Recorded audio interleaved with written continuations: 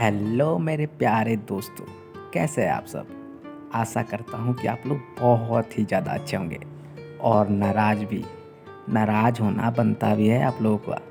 इतना दिन जो गायब था मैं, क्या करूँ, बहुत सारे काम भी होते हैं। गांव चला गया था और गांव जाने के बाद वीडियो में नहीं बना पाता हूँ। बहुत सारे लोग रहते हैं। खैर छोड़िए, मेरी बातों के लिए तो बहुत टाइम है। आज की कहानी स्टार्ट करते हैं। आज की कहानी है ऋतिक की। ऋतिक अभी हाल ही में कॉलेज पास आउट हुआ है और ऋतिक तो दिखता भी बहुत ज़्यादा हैंडसम है, बहुत ज़्यादा हैंडसम। ऋतिक अपने माँ बाप का अकेला ही है। ऋतिक की मम्मी गवर्नमेंट जॉब में है और उसके पापा बहुत बड़े बिजनेसमैन। मतलब काफ़ी अच्छी इनकम थी ऋतिक के घर। पर ऋतिक रहता था अपने घर से दूर, 60 किलोमीटर एक दूसरे शहर में, जो उसके शहर से थोड़ा बड़ा शहर था। ऋतिक को अकेला रहना था, इसके लिए वो अपने मम्मी पापा के साथ नहीं रहता था। पास वाले शहर में रहकर वहीं पर पढ़ाई किया करता था। और इस शहर से ऋतिक जिस शहर में रहता था उसकी दूरी 60 या 70 किलोमीटर के आसपास थी। ऋतिक वहीं रहता था, अक्सर अपने मम्मी पापा से मिलने आया करता था। ऋतिक को अंकल लोगों की तरफ अट्रैक्शन काफ़ी बढ़ गया था और वो अपने मम्मी पापा के पास रहकर किसी से मिल नहीं सकता था।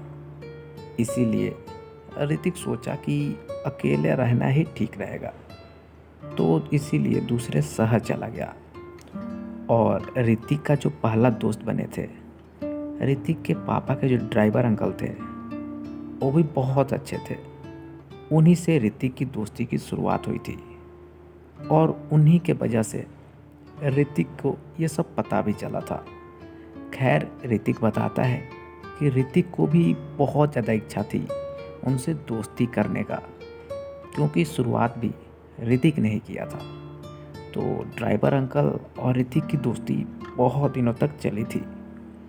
फिर ऋतिक दूसरे शहर चला गया। ऋतिक शहर आ गया और यहाँ आकर उसको अंकल से दोस्ती करने का बहुत मन कर रहा था, क्योंकि यहाँ पर ऋतिक फ्री भी था और ये अकेला भी था। पर ऋतिक को ये नहीं समझ आ रहा था कि आखिर वो करे क्या। क्या अंकल से दोस्ती के लिए कोई जगह ऐसा है जहाँ जाना पड़ता है, या फिर मोहल्ले वाले अंकल से कैसे बात करें, पता कैसे करें कि ये अंकल मेरे साथ दोस्ती करना चाहते हैं या फिर नहीं। कुछ समझ नहीं आ रहा था। 1 महीने तक ऋतिक को कोई नहीं मिला, जबकि ऋतिक था भी बहुत ज़्यादा हैंडसम। तो इस बात के लिए भी मैं एक वीडियो बनाने वाला हूँ कि पड़ोसी अंकल या फिर पड़ोस वाले लड़के से बातें कैसे शुरू करें, कैसे पता करें कि वो इंटरेस्टेड है या नहीं। अभी फ़िलहाल तो हम लोग कहानी पर वापस आते हैं। ऋतिक अपने मम्मी पापा को बहुत मिस करता था, बहुत प्यार भी करता था। तो अक्सर अपने घर जाया करता था, इस शहर से दूसरे शहर ट्रेन से जाया करता था। 60-70 किलोमीटर की दूरी थी, तो वो टिकट करता था एसी का, और 60-70 किलोमीटर में आराम से टिकट मिल जाया करती थी, सेम डे भी।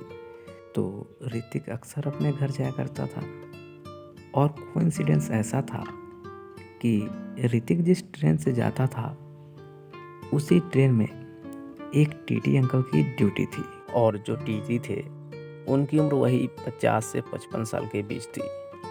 काफ़ी ज़्यादा हैंडसम थे वो भी, गोरे चिट्टे, बहुत ही ज़्यादा हैंडसम। उनका भी ड्यूटी जहाँ पर ऋतिक चढ़ता था जिस स्टेशन पर, वो भी उसी स्टेशन पर उसी ट्रेन में चढ़ते थे और अटेंडेंस लगाते थे। पहली बार वो जब ऋतिक के पास आए थे, उसको मुलाकात तो नहीं बोला जा सकता, लेकिन हाँ नोटिस तो ज़रूर किए थे, क्योंकि ऋतिक था बहुत ही ज़्यादा हैंडसम। तो पहली बार औरों की तरह ऋतिक का भी अटेंडेंस लगाते हुए आगे चले गए। ऋतिक महीने में 2 बार तो घर जाता ही था। ऋतिक घर जाकर वापस आ गया था, और वापस आते वक्त जिस ट्रेन से ऋतिक आता था उसमें कोई अटेंडेंस वगैरह कुछ नहीं बनती थी, ये सिर्फ जाते वक्त ही होता था। फिर दूसरी बार जब ऋतिक जा रहा होता है तो वही टीटी अंकल आते हैं, बोलते हैं ऋतिक। ऋतिक बोलता है जी। अंकल बोलते हैं ठीक है। फिर अंकल पूछते हैं कि कहाँ जाना है आपको। ऋतिक बताता है। अंकल को पता था कि सिर्फ एक ही स्टॉपेज है, इसीलिए शायद वो क्रॉस चेक भी कर रहे थे, क्योंकि पहली बार अंकल ऋतिक को नोटिस कर चुके थे। और अंकल बहुत ही ज़्यादा हैंडसम थे, मतलब ऋतिक जैसा सोच भी नहीं सकता। पर जब पहली बार ऋतिक अंकल को देखा था तो ऐसा कुछ नहीं सोचा था इनके साथ।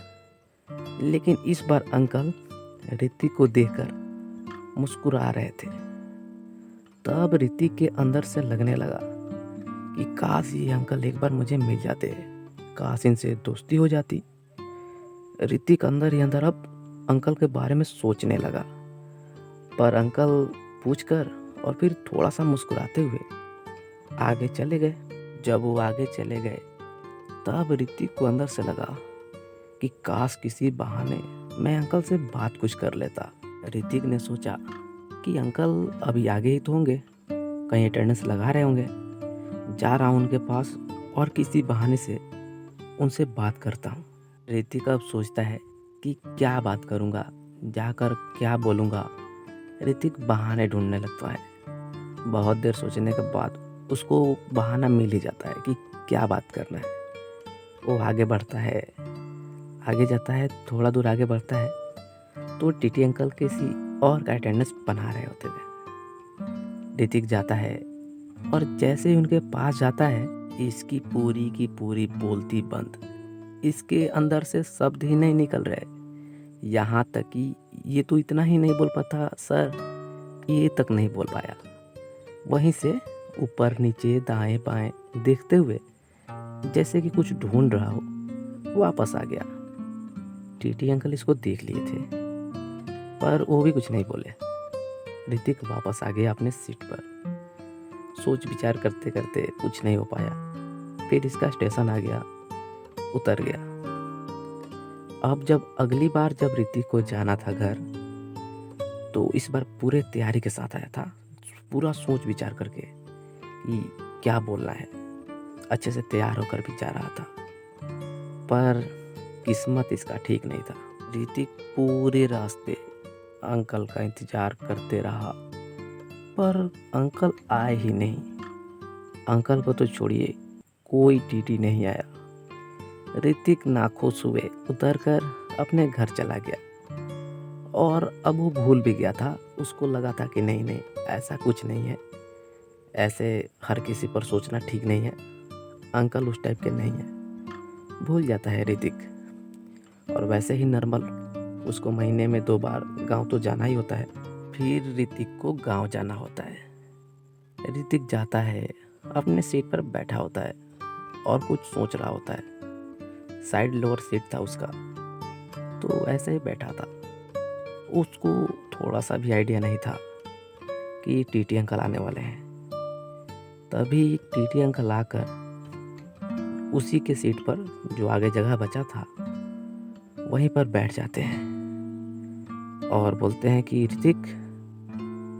ऋतिक बोलता है कि हाँ सर।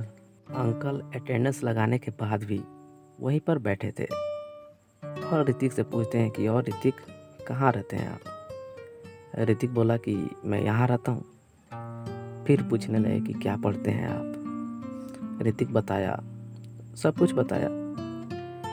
फिर अंकल बोले कि आप ये एक स्टॉपेज के लिए फर्स्ट क्लास की टिकट क्यों लेते हैं। तो ऋतिक बोला कि जनरल क्लास में बहुत भीड़ रहता है, यहाँ तक कि स्लीपर में भी बहुत भीड़ रहता है, इसीलिए इसका करा लेता हूँ। टीटी अंकल थोड़ा देर बात करते करते फिर बोले कि और फ्यूचर में क्या करना है। तो ऋतिक बोला कि अभी कुछ सोचा नहीं, पर सोच रहा हूँ कि कुछ तैयारी करूँगा। तो अंकल उसको गाइड करते हैं थोड़ा बहुत। तो बोलते हैं कि और मैं भी आपकी हेल्प कर सकता हूँ पढ़ाई में। ऋतिक बोलते हैं अच्छा। फिर अंकल नंबर देते हैं, बोलते हैं कि कोई भी हेल्प चाहिए हो तो मेरे पास आप बेझिझक कॉल कीजिएगा, मैं आपकी हेल्प करूँगा। इस बार थोड़ी देर बाद हुआ दोनों का। फिर ऋतिक का स्टॉपेज आया, ऋतिक उतर गया। और ख़ास बात इस बार ये थी कि वो टीटी अंकल गेट के पास आकर ऋतिक को देख रहे थे जाते हुए। ऋतिक चला गया घर। ऋतिक अगले दिन शाम को अंकल को कॉल करता है और बोलता है कि मैं ऋतिक बोल रहा हूँ, ट्रेन में मिला था ना। अंकल बोले कि हाँ हाँ, आवाज़ से मैं पहचान लिया था।